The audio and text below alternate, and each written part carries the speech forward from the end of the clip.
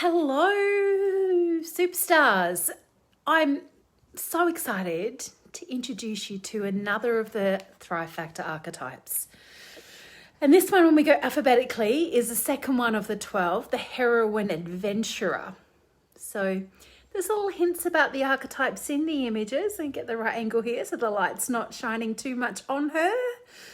So she's a nature lover, she's focused, she's determined, she has a fierce energy about her.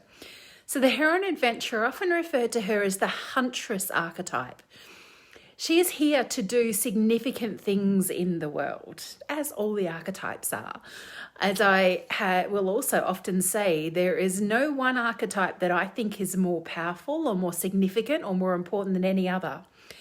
But the Heroine Adventurer knows that she is here to make an impact. She is like focused, like tunnel vision kind of focused, when she has a purpose and intent and energy about her that she wants to bring to life. As the heroine, she is here to champion the underdog. Not such a lovely phrase, but when it comes to the underdog or the underprivileged for Heroine Adventurer, her heart is always with causes to do with women and children.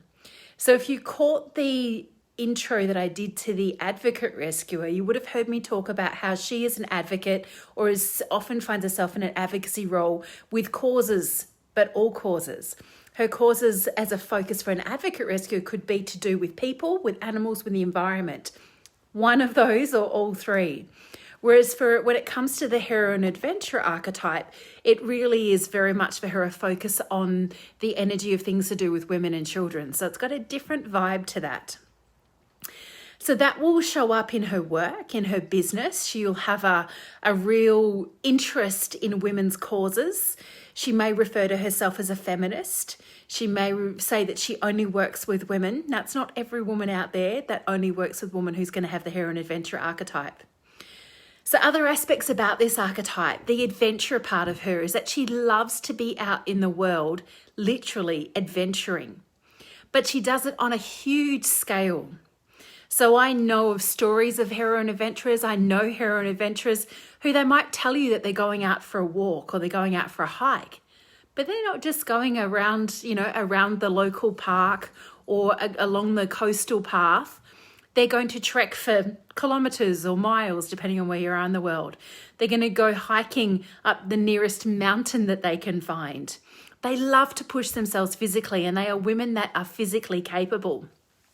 So if you think of the energy of a woman who is competitive in her sport, plays at high level, the Olympian woman, that's what the Heroine Adventurer has potential to be. She's strong. She loves to be in her body. In fact, it's really important for her to spend time in her body, exercising, moving her body, being out in nature to help to balance out the fierce, ferocious, determined kind of energy that she can have in abundance in her world. Heroine adventurers, when they are in that focused state, can be so, as I said before, tunnel visioned about what it is that their intention is channeled towards. And that can mean that they can become disconnected from those around them. And people that they love may be like, oh, her focus is just all that one thing and I just get neglected, or I get, just cast aside. I'm not important. And yet the people that you love are intensely important to you. But they may not think that, because they can see how your energy and everything about what you're doing is so channeled to the targeted kind of energy, the thing that you want to bring to life. Heroine adventurers love to do things where they can win. They are often referred to by their friends, their family, people that know them, as being very competitive. And yet they don't always see themselves as competitive. They might say that they have high standards, or they like to win, or they like to do really well, or, when it comes to sporting kind of things or athletic things, they like to be in the top team or to win at events, but they might not necessarily see themselves as competitive like the rest of us can see them. Yeah? That's not a good thing. It's not a bad thing. It doesn't matter. Yeah? But just know that if others refer to you as being very competitive, that's part of your heroine adventure. And there's something to celebrate, because they recognize your determination and the commitment that you make to bringing something to life that's important to you. Whether that's winning an event in a sporting competition, or championing a cause or channeling your energy into your business to really stand for something that's important to you. All of those things matter. Yeah. So traditionally archetypes have been taught where you link them to mythological stories of gods and goddesses. And I have done that. I don't know that I mentioned this. I may have mentioned the Kuan Yin energy of the advocate rescuer. But for the heroine adventurer, the goddess archetypal energy that is assigned or aligned with her is that of the goddess Dianna. So that's her Greek name. That's her Roman name. In the Greek tradition, she was Artemis. Yeah. So those of you that know anything about the Wonder Woman story, you may not know that the whole Wonder Woman energy was actually focused, or the story came to life after some study and some research into archetypes. But I really look at that Wonder Woman story as being very much the energy of the heroine adventurer. There's other archetypes that character would have 100%, but her name is Diana Prince.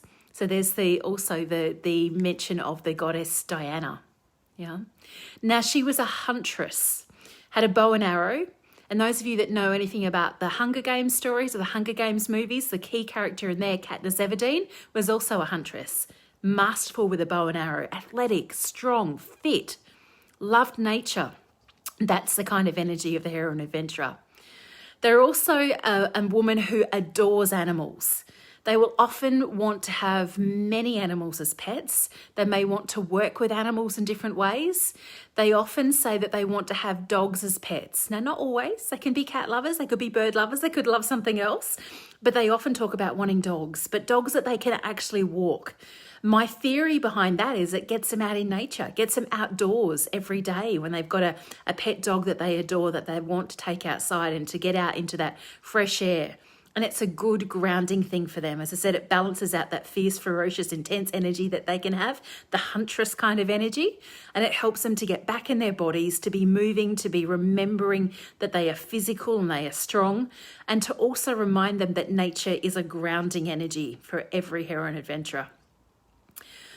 I will frequently say to heroine adventurers that feel like they are unbalanced with what they're doing, where they are all business, all hustle, and no time for self, no self-care, no self-love, I will recommend that they spend as much time in nature as they possibly can.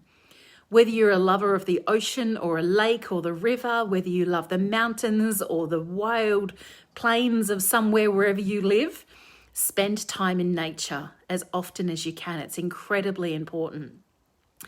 Your heroine adventurer will thank you for it. It will help to keep you grounded. It will help to keep you remembering what's really important for you. It will help you to honor your spirit and what you really stand for. So that's the high level vibe of the heroine adventurer. As I said, in every one of the images here for each of the archetypes, you can see hints as to what they're all about. So you can see the trees in the background behind the heroine adventurer image. You can see the target there talking to the focus that she has. But in the center of the target is a soft heart, reminding her that being in her feminine power is not a weakness. In fact, it's actually connecting her back into her heart. And when she can do that and she can lead from that space and she can tame some of that fierceness in a way that makes it strong and powerful and integrated into who she is, the world is her oyster. She can literally achieve whatever she wants to achieve. Like some of the other archetypes, it's important for the heroine adventurer to have an active gratitude practice so that she's not all about the next thing she's going to win, the next goal, the next accomplishment, the next, the hustle kind of energy. I have to do this, I have to do that, I have to win this, I have to win that. That's not going to make you feel good. It's going to deplete you. It's going to take away from the magnetism that you have in the world, showing up as the fierce woman who's able to hold her power and really captivate others. Other women will admire you and they'll be so excited about what's possible when they're in your energy. But at the same time, they can be very overwhelmed by you, very challenged by you. I've got a few heroine adventurers in my life, including both of my nieces, my older nieces who are in their teens now. And I love seeing this come alive in them as they grow up, as they get older. One of them has it definitely stronger. It's also fueled by another couple of her archetypes. But she's the sort of young woman who, if she's not in the top team of something, she's not playing. What's the point? Like that's the kind of energy there that Heroine Adventurer can actually have. And yet participating and being part of a team, understanding what it means to not always win is actually a beautiful, humbling lesson for the Heroine Adventurer. And it will help her to remember that participation is important, not always winning. Enjoying the journey, enjoying the adventure along the way is actually a key part of the whole experience.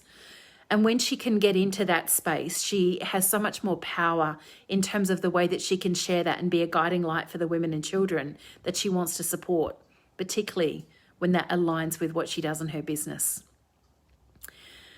So that's my high-level introduction to the Heroine Adventurer today. I'll be back tomorrow to talk about the third archetype of the 12, which is the Inspirer Believer. It's likely to be late in the day because I've got lots on, but I can't wait to share that archetype with you. It's one of my 4, as I said, and I will always say I love all archetypes. I'm an unbiased mother of the Thrive Factor Archetypes, but I certainly have different ways to share them because I have my own 4. So my lived experience of those 4 is different to my learned experience and my experience of defining the other archetypes that I don't have in my own profile.